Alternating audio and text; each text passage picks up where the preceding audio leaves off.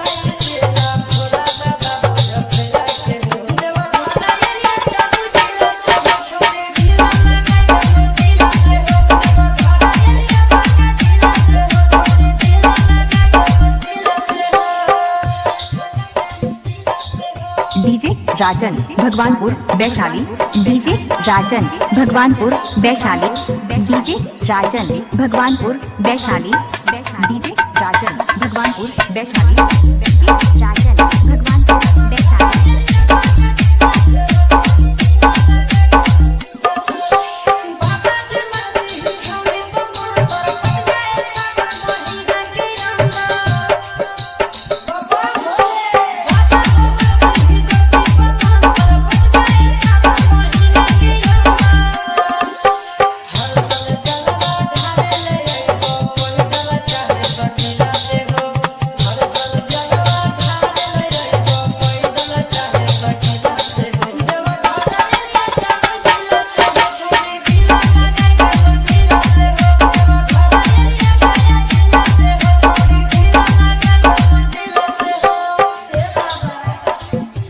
DJ Rajan Bhagwanpur Vaishali, DJ Rajan Bhagwanpur Vaishali, DJ Rajan Bhagwanpur Vaishali, DJ Rajan Bhagwanpur Vaishali.